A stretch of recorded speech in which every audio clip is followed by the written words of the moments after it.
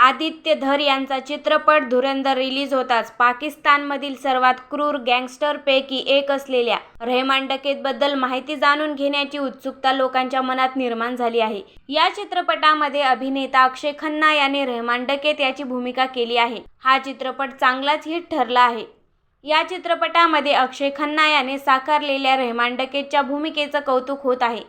चला तर मग जाणून घेऊयात खरा रहमान डकेत कोण होता आणि त्याला अंडरवर्ल्ड डॉन दाऊद इब्राहिम हा देखील का भीत होता. रहमान डकेतचं खरं नाव सरदार अब्दुल कहमान बलूच होतं. रहमान डकेत याचा जन्म कराचीच्या लॅरीमध्ये झाला. ज्या परिसरात रहमान डकेत याचा जन्म झाला, कराचीचा तो भाग पूर्वीपासून ड्रग तस्करी आणि गँग कल्चरमुळे बदनाम होता.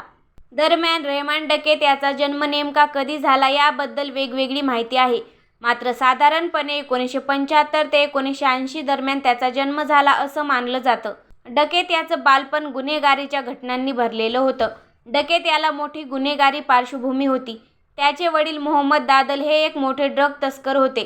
डकेत याने वयाच्या 13व्या वर्षी पहिला हल्ला केला.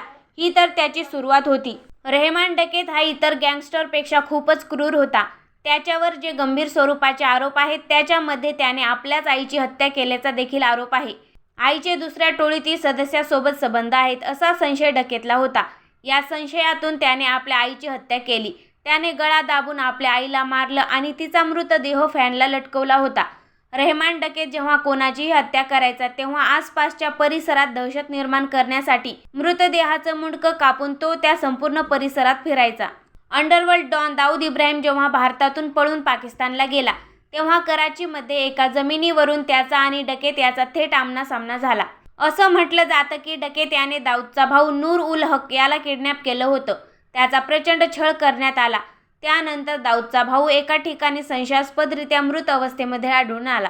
त्या काळात दाऊद यांना थेट कोणी आव्हान देत नव्हतं. मात्र दाऊदच्या भावाला किडनॅप केल्यामुळे डकेत याचा दबदबा संपूर्ण पाकिस्तानात निर्माण झाला.